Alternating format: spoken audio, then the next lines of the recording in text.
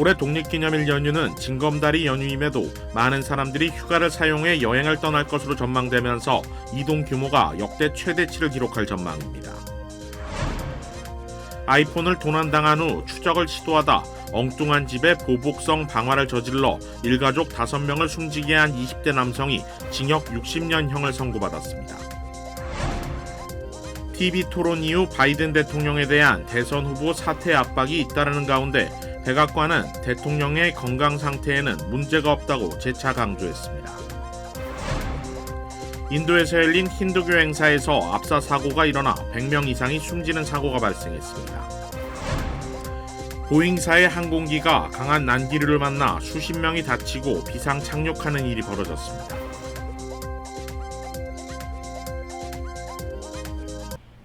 시청자 여러분 안녕하십니까? KBS 아메리카 뉴스입니다. 올해 독립기념일 징검다리 연휴를 맞아 자녀의 여름방학 등으로 휴가를 사용해 장거리 여행길에 나서는 한인들도 많은데요.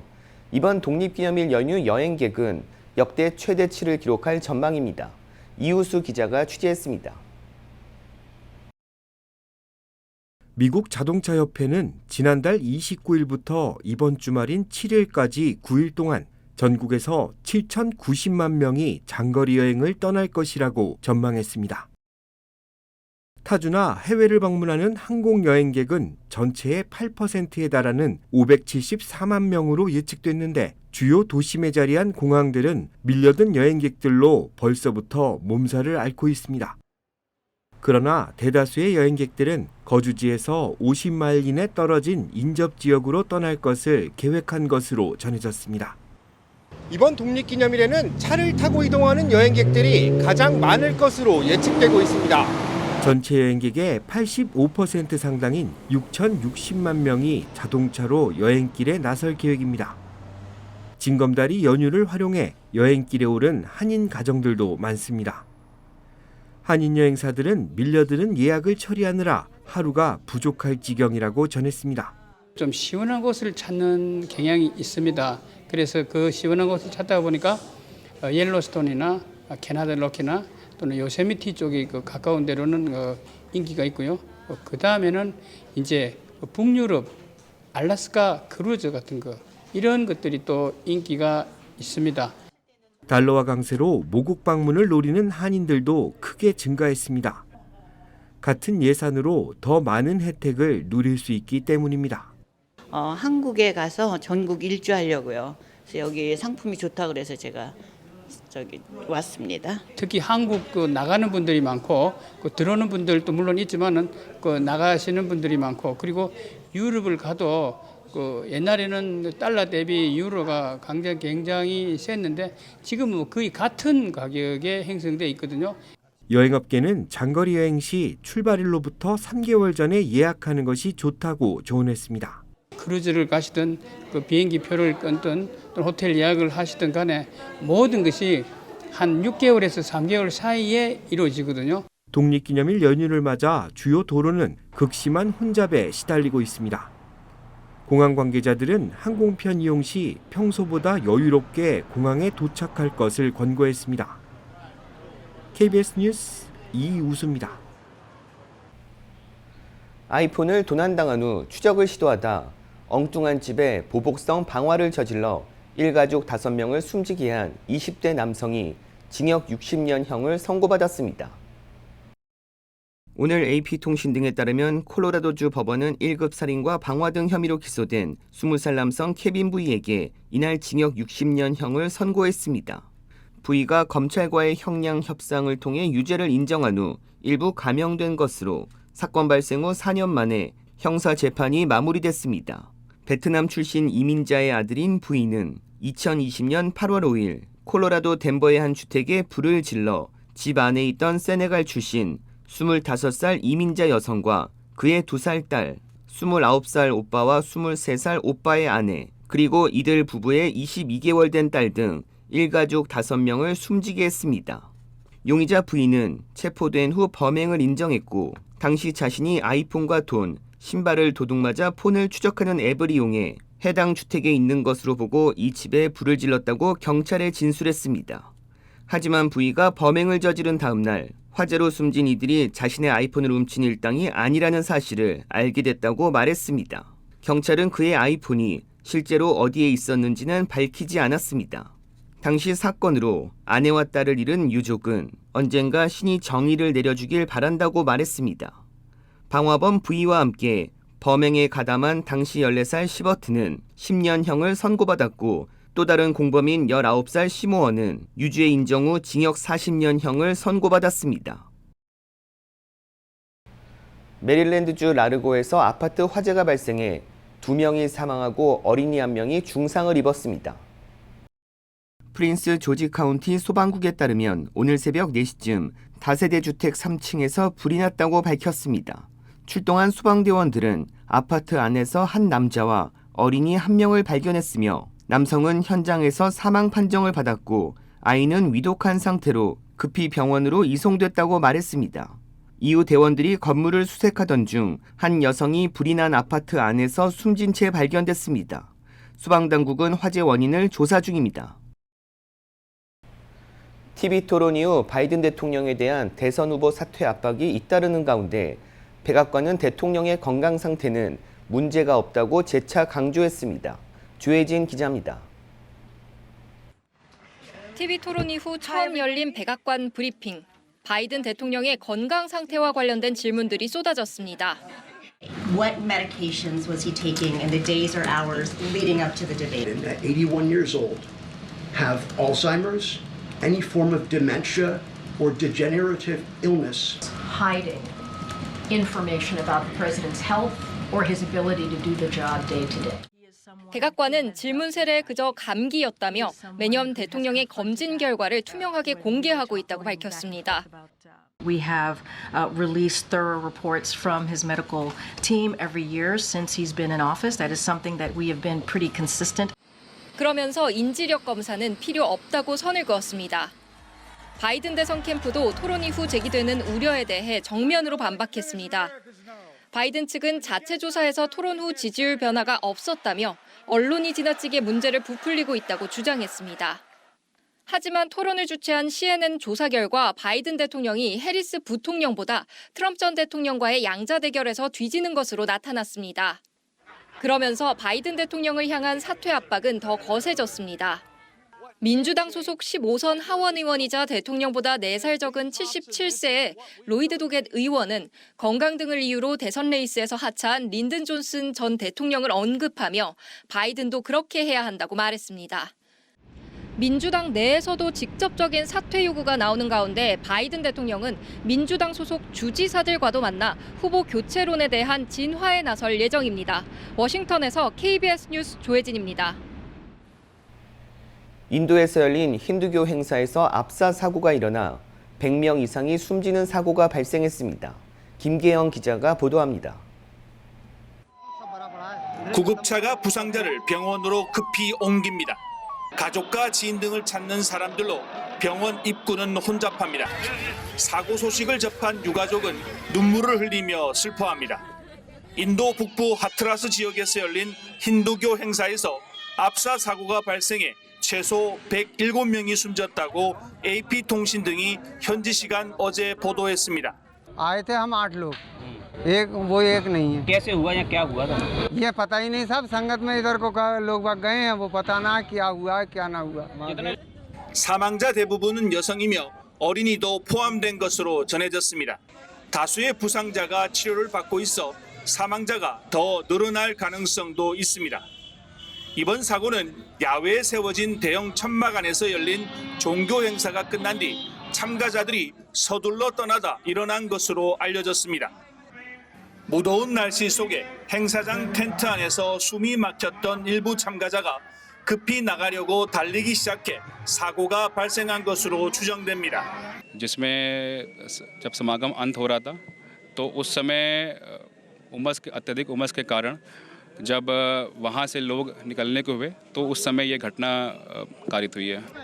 경찰은 행사 참가자가 15,000여 명으로 허가받은 인원 5,000여 명의 3배였다는 최초 보고를 받았다면서 지나치게 많은 참가자가 사고의 한 원인일 수 있다고 말했습니다. 인도 정부는 조사위원회를 꾸려 사고 원인 규명에 나섰습니다. 두바이에서 KBS 뉴스 김계영입니다. 최근 보잉에 대한 좋지 않은 평가가 나오고 있는 가운데 이번엔 보잉 항공기가 강한 난기류를 만나 수십 명이 다치고 비상 착륙하는 일이 벌어졌습니다. KBTV 전상희 기자입니다. 남미 우루과이로 향하던 스페인 국적 에어 유로파 보잉 여객기가 어제 비행 중 강한 난기류를 만나 탑승객 수십 명이 다쳤습니다. 보도에 따르면 에어 유로파 소속 보잉 787 드림라이너 여객기가 난기류로 기체가 심하게 흔들리면서 브라질 동부의 나탈 국제공항에 비상 착륙했습니다.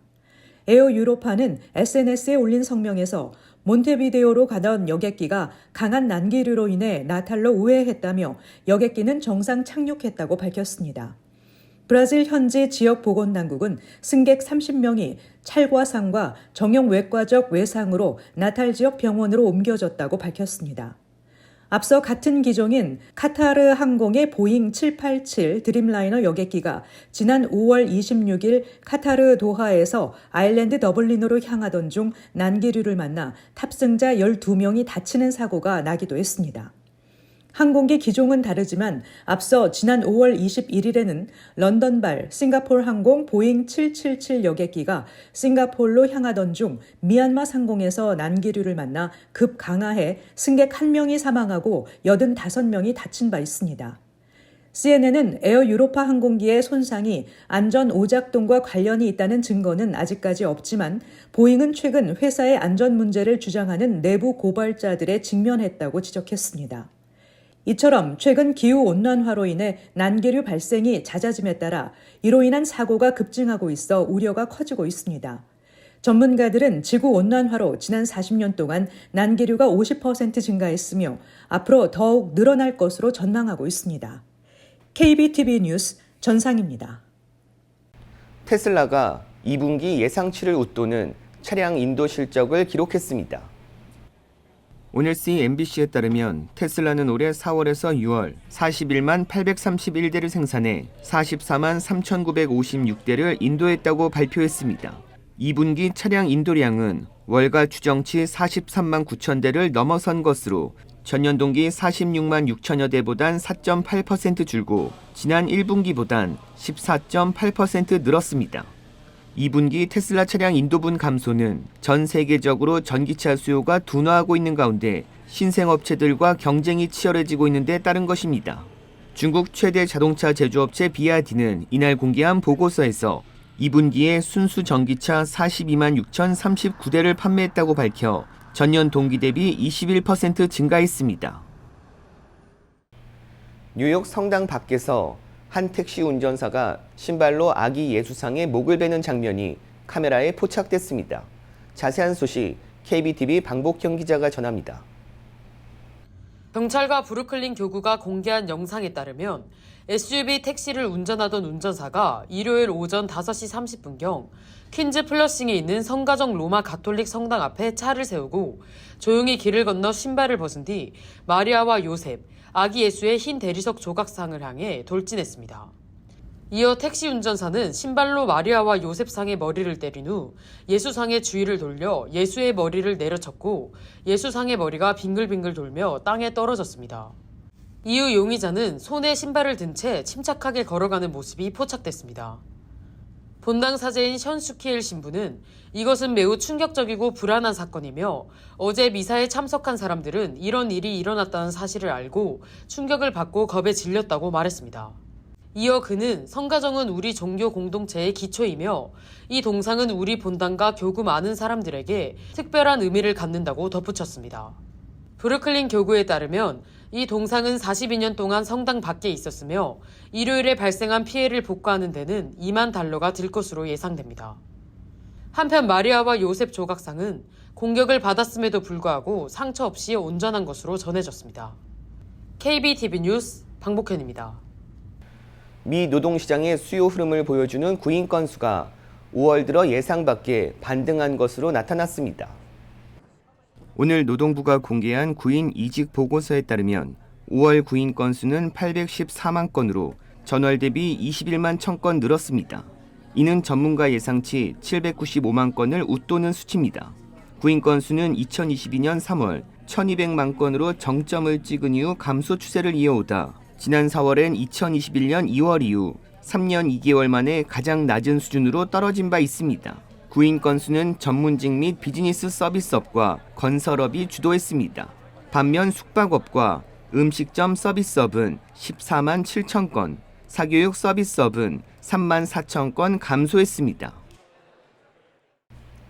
상반기 강세장을 보였던 미 증시가 하반기를 두고 엇갈린 전망이 나오고 있습니다. 캐피털 이코노믹스는 미 주식시장에 부는 인공지능 AI 열풍으로 내년에 S&P 500 지수가 7,000에 달할 수 있다고 전망했습니다.